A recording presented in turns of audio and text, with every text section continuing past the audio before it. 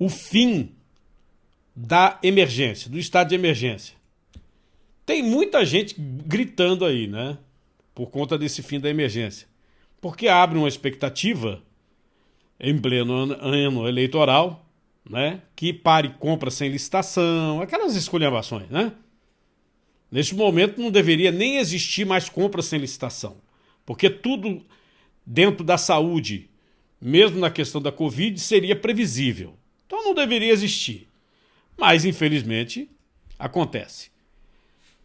Eu notei aqui na repercussão da imprensa, assim, muito mimimi. Muito mimimi.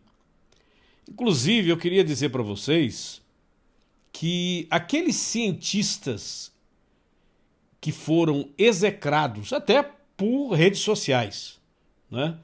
Teve um, inclusive, que perdeu o perfil dele. Um cientista respeitado foi falar uma coisa que ia contra a maioria e simplesmente cortaram o perfil dele. Ele teve que lançar outro perfil, que não voltou mais. Não voltou mais. Então a banda estava tocando no mundo todo desta maneira. Neste momento, nós temos praticamente toda a Europa já saindo do sistema de pandemia e indo para a endemia, como se fosse uma gripe e tal. Praticamente toda a Europa, né?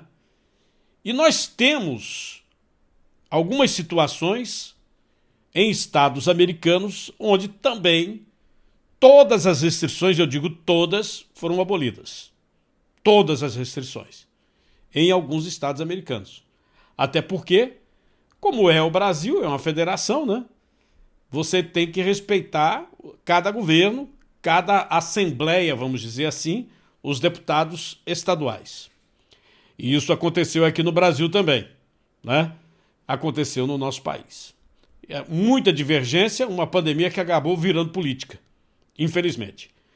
E neste momento, eu acredito que até mesmo os cientistas, se fizerem uma análise clara das evidências, vão acabar dando razão àqueles que foram colocados como negacionistas, isso, aquilo, outro. É só olhar as estatísticas. Só olhar as estatísticas. Porque é o seguinte, na ciência tem que ter causa e efeito. Uma coisa provoca a outra. Você não pode dissociar isso. Entendeu? 2 mais 2 tem que dar 4. Então, se você faz uma determinada coisa, você precisa ter aquele resultado, né? Infelizmente, diante de todas as evidências, muita gente ainda ficou chutando o pau da barraca. Dizendo, não, agora mesmo, tem um mimimi desgraçado. Por conta dessa questão. Essa questão que eu vou explicar aqui ainda vai demorar uns 30 dias. Vai demorar ainda uns 30 dias.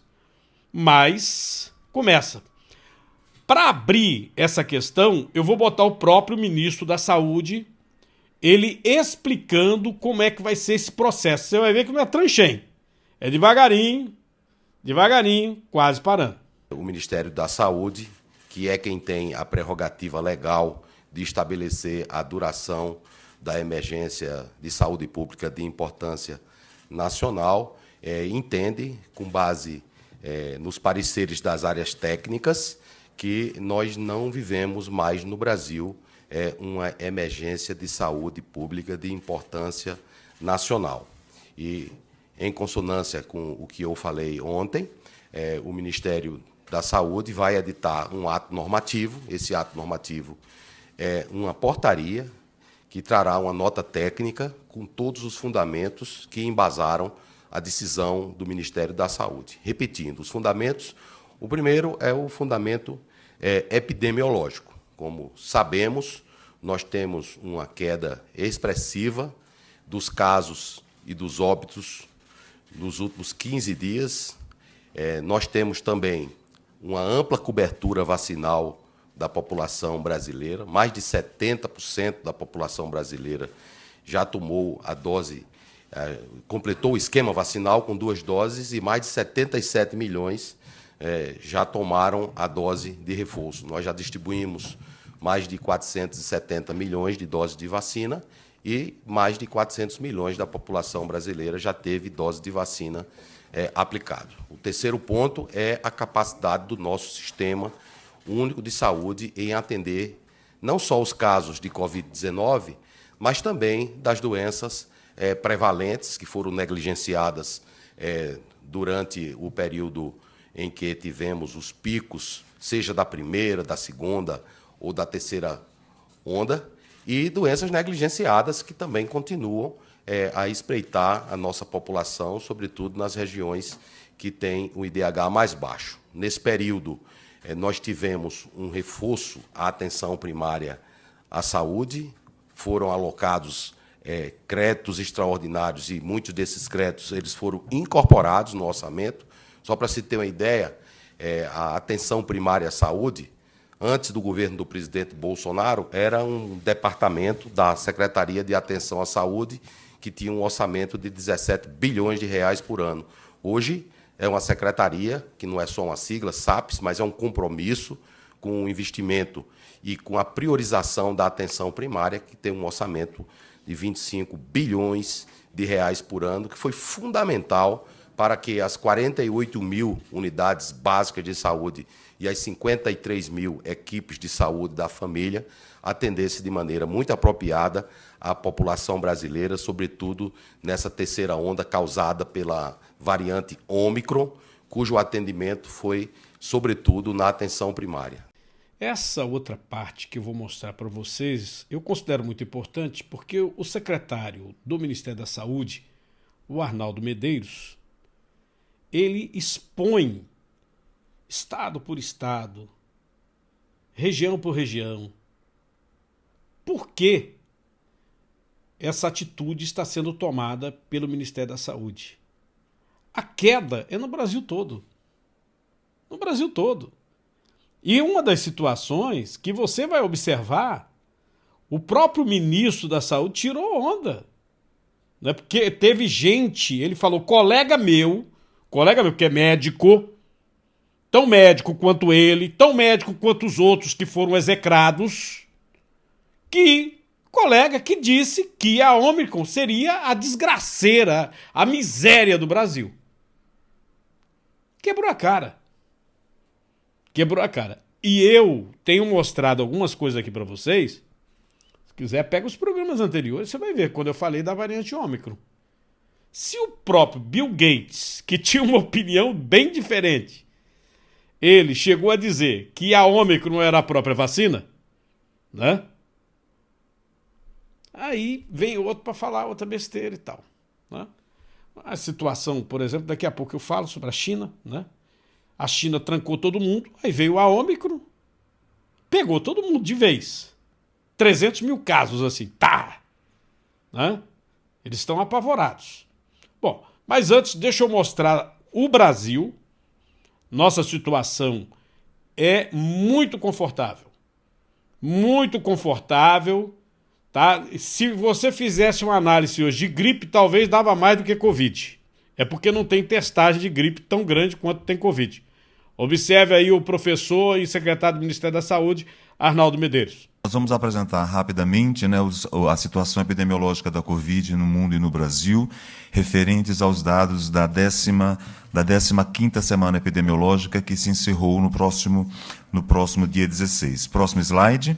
Esse é os dados do mundo. Nós temos acumulados, volta anterior, nós temos acumulado no mundo quase 500 milhões de casos acumulados, com 6 milhões de óbitos, mas verificamos que na última semana epidemiológica, no mundo inteiro, houve uma redução de 26% de novos casos e uma redução bastante significativa de quase de 20%, 20,25% de óbitos novos. Próximo slide.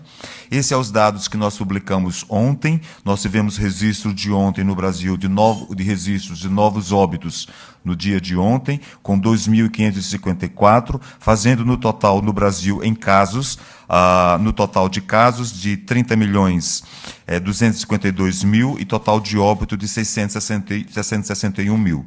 Por outro lado, ministro, nós temos, portanto, já uma taxa de recuperados de aproximadamente 97%, e nesse momento eu faço meu agradecimento a todos os profissionais de saúde que trabalham diuturnamente para garantir a recuperação na ponta da população brasileira.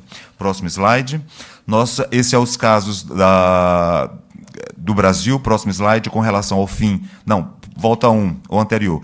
Esse é os casos acumulados ao fim da 15ª semana epidemiológica. Nós temos, por exemplo, no final da última semana epidemiológica, uma redução significativa de 0,72 novos casos e um óbito extremamente significativo de menos quase 20% dos casos em relação à semana epidemiológica anterior.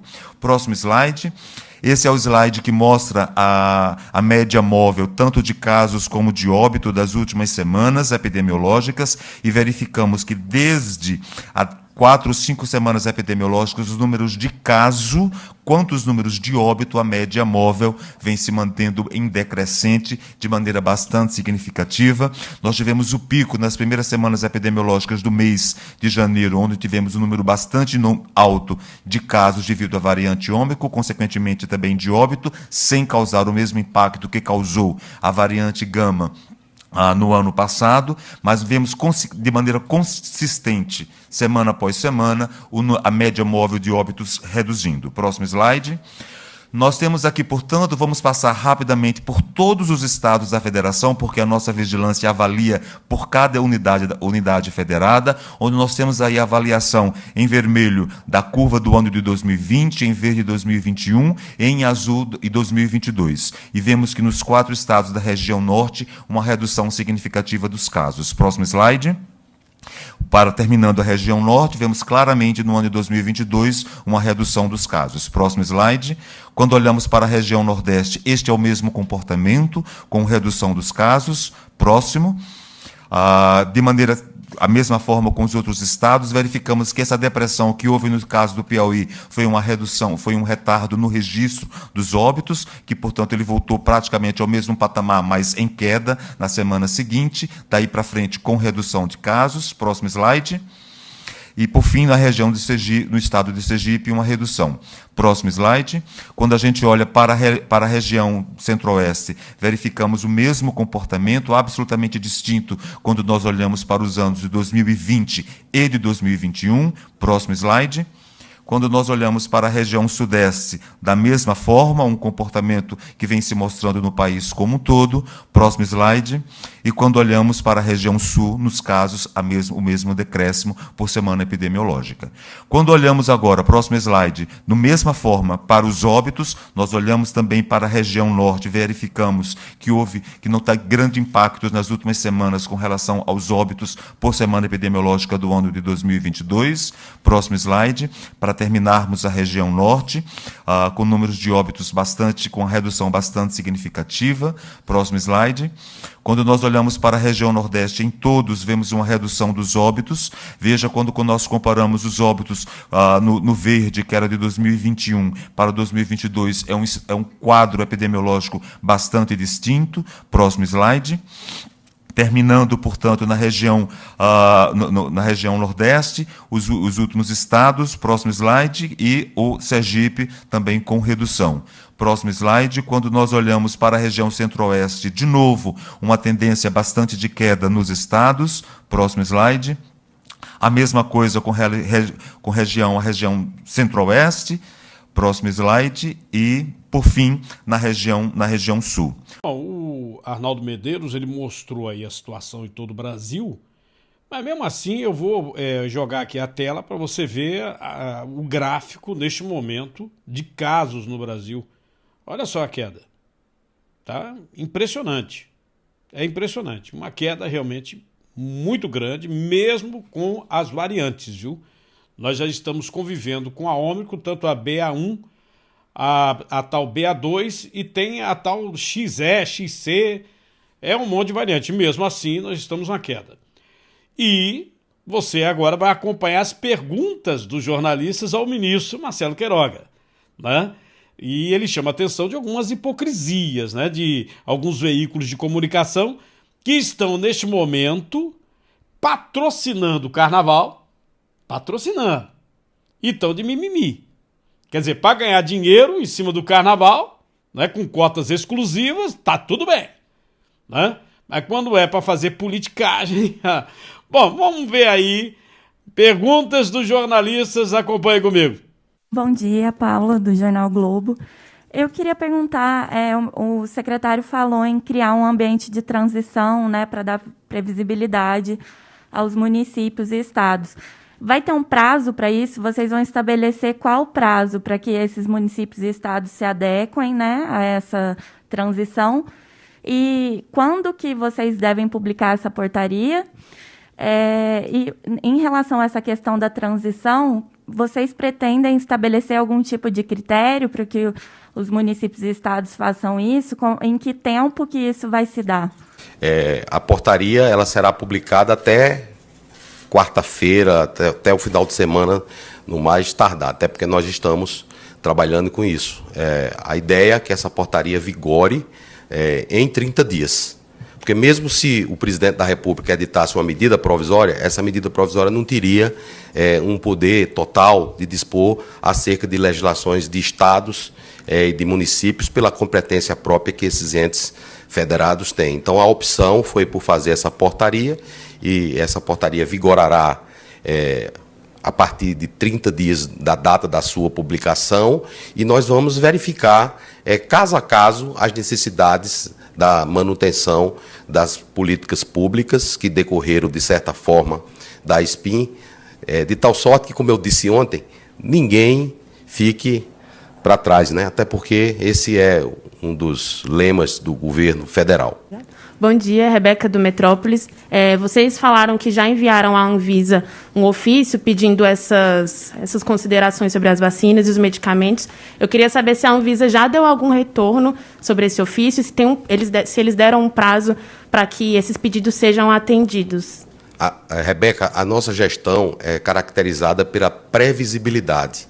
Tudo que nós estamos falando aqui, vocês já sabiam, porque nós conversamos com vocês diariamente, né? E todos acompanharam que eu procurei o presidente das duas casas legislativas, o presidente Rodrigo Pacheco, a quem agradeço todo o apoio que deu durante esse período que estou aqui à frente do Ministério, o nosso presidente, deputado Arthur Lira, sem querer dizer aqui que eles estão validando o ato do Poder Executivo, mas para dizer que nós dialogamos amplamente, também dialogamos com o excelentíssimo senhor presidente do Supremo Tribunal Federal, Luiz Fux, acerca desse tema. Então, esse é um assunto que está bem amadurecido aqui no Ministério da Saúde.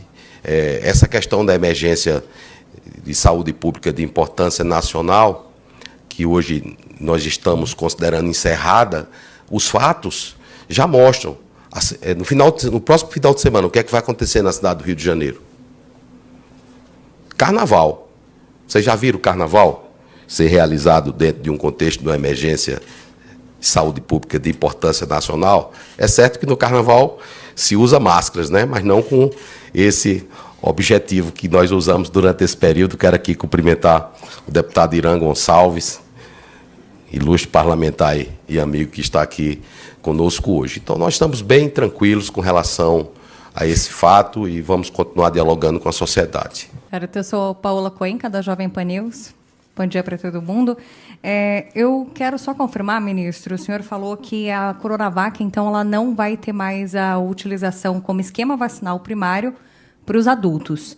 Para quem ainda está com a segunda dose atrasada, que a gente sabe que tem muitos adultos ainda que não tomaram a segunda dose, teve a primeira de Coronavac, como que vai ficar essa finalização do esquema para essas pessoas? É uma minoria de casos, né? Sim, mas elas devem procurar, então, outro Então, eles não completaram ainda o esquema vacinal. Uhum. Então, ainda é primário. Então, se tomou a primeira dose de Coronavac, embora seja permitido o uso de vacinas diferentes no esquema vacinal primário, não é? De acordo com o caso, pode usar esse imunizante. Certo. Okay? Como um esquema vacinal primário. Perfeito. Porque isso é o que já está acontecendo na prática, né? Certo, é só depois, então, que caiu o estado de emergência que, como esquema vacinal primário completo, não se usa Coronavac em adultos. Mesmo com o fim da SPIN, quem não completou o esquema primário e tomou a Coronavac, pode tomar a Coronavac. Lembrar, já que a gente fala muito em vacina ultimamente, e é bom que fale, não é que a vacina da gripe está aí à disposição.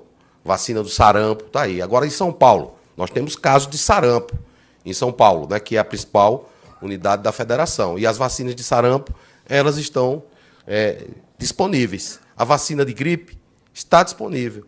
Nós fortalecemos a nossa vigilância. Hoje nós temos o CIVEP Gripe, que faz a vigilância de síndromes gripais. Não só em relação à influenza, mas agora também se somando à Covid. A vigilância das síndromes respiratórias agudas graves está aí. O que é que vínhamos em janeiro, quando chegou a variante Ômicron? Vai ter um colapso do sistema de saúde. Então, você, meu colega que falou isso na televisão, onde é que está o colapso? Onde está o colapso do sistema de saúde? Não, porque tem um apagão de dados. E, por conta disso, o sistema de saúde vai entrar em colapso. Cadê o colapso? Outros falam que eu estou com retórica. Retórica é quem fica o tempo inteiro na televisão, certamente porque não tem o que fazer. Porque aqui nós fazemos políticas públicas do interesse da população brasileira. E os resultados estão aí, não é? Para que a população brasileira possa ter ciência de todos esses fatos, de uma maneira transparente, não é? Então, vamos trabalhar para sair dessa situação mais forte do que entramos. E nós vamos sair, já estamos saindo. Só em decretos extraordinários para a saúde no Brasil, o governo do presidente Bolsonaro é o que mais investiu, 100 bilhões de reais, além dos 492 bi regulares desde 2020. Né? Então, esses são os fatos. Então, queremos o apoio da sociedade. Nós não estamos acabando com a emergência sanitária de importância internacional, não estamos acabando com a pandemia. Se eu pudesse acabar com a pandemia, ela nem existia. Não é função do Ministério da Saúde acabar com a pandemia. Então, a Organização Mundial de Saúde ela analisa o contexto internacional e nós aqui analisamos o contexto nacional. Eu estava vendo aqui na mídia, a Band News publicava que a Broadway já não vai exigir esse passaporte da discórdia que alguns municípios exigem aqui no Brasil, que a partir de 31 de maio não haverá nenhum tipo de restrição para as pessoas. Então, o mundo, eu espero que em breve esteja livre dessa situação pandêmica. Porque tem uma variante. Não podemos ficar parafraseando o Raul Seixas, né? Trancado dentro do apartamento, com a boca cheia de dente, esperando uma variante chegar. Nós temos que trabalhar duro para que seja a variante que chegar aqui. Eu falei com a Ômicron, variante de preocupação, mas não é variante de desespero, porque nós temos o que vocês já sabem, o Sistema Único de Saúde. Inclusive, ministro, se me permite, sobre como vai ficar esse trabalho de vigilância epidemiológica, sanitária, genômica, como que a gente deve sentir? A população deve sentir isso? Agora tem alguma mudança no trabalho? Como que deve ficar? Mudança para melhor, porque o que tinha antes do governo Bolsonaro? Não tinha nada. O sistema é absolutamente frágil. E hoje, quantos LACENs nós temos? 27. CIEVs, passamos de pouco mais de 60 para 164. Qual era a capacidade? 55 para 164, está aqui me ajudando o professor Arnaldo Medeiros. Qual era a capacidade do nosso complexo industrial de saúde? Optou-se por não investir no complexo industrial de saúde. Tudo vinha de fora. Até para fazer uma dipirona tem que vir IFA de fora. Será que é isso que queremos para o sistema de saúde? Claro que não.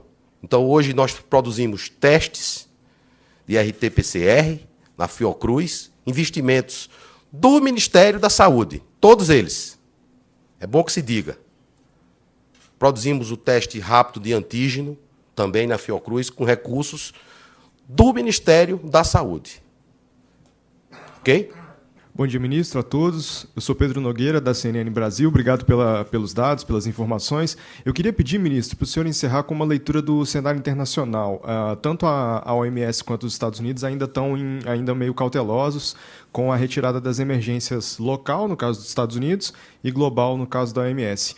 Como é que o Brasil se coloca nesse cenário internacional agora? Continua forte na cooperação? Qual que é a leitura do senhor dessa situação global? Bom, o Brasil representa todos os países da América no organismo intergovernamental negociador do Tratado de Pandemias. O Brasil tem um diálogo muito forte, não só com a OMS, mas também com a Organização Pan-Americana de Saúde. Os países, até mesmo em atenção ao regulamento internacional, os países são soberanos para tomar as suas decisões. E elas são tomadas com base nos dados de cada país. E nós nos sentimos muito tranquilos para tomar essa decisão por um simples fato. Nós temos o Sistema Único de Saúde, o que os Estados Unidos não têm. Nós temos uma população que é muito aderente às campanhas de vacinação. Veja como é que está a cobertura vacinal no Brasil. Porque Roraima está com a cobertura baixa. Não é por conta do deputado Irã. Às vezes é notificação que não foi feita. Não é? É porque o Amapá está com a cobertura baixa. Mas, do ponto de vista global, agora, a região norte, em função das ações do Ministério da Saúde, em conjunto com os governos estaduais e municipais e com a Organização Pan-Americana de Saúde, nós ampliamos em até mais de 30% a aplicação da segunda dose. É por isso que nós vencemos a Ômicron. Os técnicos da Fiocruz disseram que nós vencemos a variante Ômicron. E eu quero concordar com eles nesse sentido. Pode surgir outra variante? Pode. E aí nós temos que analisar o fato de acordo com o que ele realmente é, não é? Então temos que seguir em frente, enfrentando o vírus e fazendo com que o nosso país avance. O governo federal não é aqui da nossa pasta, mas auxílio emergencial em 2020, ajudando a população brasileira, não é? Em 2021, Auxílio Brasil. Precisamos conciliar o enfrentamento aos problemas de saúde com a nossa economia. Enfim, a saúde é um direito de todos e um dever do Estado, garantido mediante políticas sociais e econômicas. Então, a própria Constituição Federal já fala em conciliar esse binômio, saúde e economia. O Brasil, né, é um dos países que mais vacinou no mundo. É hoje o país que tem uma queda assim imensa, expressiva em casos, mas não só em casos, mas também em mortalidade. Está aí, imortalidade. E aquelas pessoas que citavam países como exemplo, né? O que vocês vão dizer agora?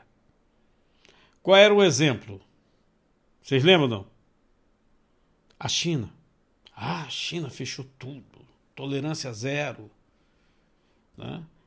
Quais eram as evidências científicas sobre lockdown? Quais? Muito poucas. A única garantia do lockdown era o seguinte: você, num determinado momento, você impedir que o vírus se alastrasse muito rapidamente, né? Para que as unidades de saúde tivessem tempo. Mas depois, muitas universidades fizeram pesquisas mostrando que não é ciência. Ciência você não pode dizer, esse 2 mais 2 é 4, esse outro é 2 e 2 é 4. Eu não posso pegar e dizer que um que dá 4 é melhor do que o outro que deu 4 também. Não tem. Ciência é ciência. Mas aí, né, a questão política, aí depois fica o pessoal não querendo admitir. Essas manchetes são da China. Né? Você está vendo aqui uma área de cerca de 28 a 35 milhões de habitantes que está num lockdown. Uma loucura. As notícias que vêm de lá são impressionantes, né? Da revolta da população. A pessoa não pode se manifestar, é um regime comunista. Inclusive, você vai observando aqui, volta a registrar mortes. Xangai registra as 3 primeiras mortes no novo surto de Covid.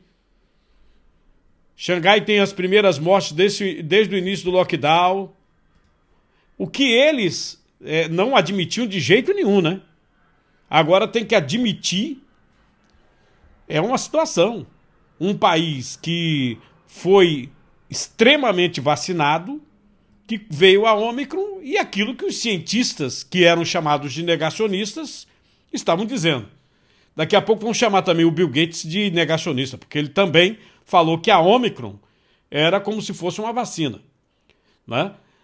Se tiver essa questão aí do lockdown e não sei quanto tempo vai durar não, porque a China é muito grande, gente. Eu tenho até uma brincadeira. Se você pegar a minha visita à China, eu estava em Pequim, né? E eu estava numa avenida lá de Pequim, aí eu brinco, né? Falando o meu português achinesado, e eu disse assim, e aí, essa avenida aqui é uma avenida pequenininha, seu Casino, tão pichotinha, ela tem assim 50 quilômetros, uma avenida, para você ter uma ideia, né? Não é brincadeira não. As imagens ali de Xangai, que estão sendo divulgadas, elas são imagens assim que me chamam bastante atenção, né? Porque eles estão sem saber muito o que vão fazer, né? A meta que os chineses estão estabelecendo para impedir a Covid fora das áreas de quarentena é tentar fazer com que a cidade onde tem essa grande aglomeração, que está em lockdown, ela saia desse processo para que o governo chinês possa fazer uma retomada à vida normal. O grande problema nesse momento que o governo enfrenta é a frustração da população com o cerco. Por quê? Mesmo o governo estabelecendo cerco, o governo não conseguiu diminuir a transmissão com lockdown, não conseguiu diminuir a transmissão. E agora surgem as primeiras pessoas que perderam a vida. Lamentável, porque saindo da área de Xangai, você tem outras cidades muito grandes, muito populosas. Vai ser um problema, viu? Olha o que eu estou dizendo. Vai ser um problema. Cardinô.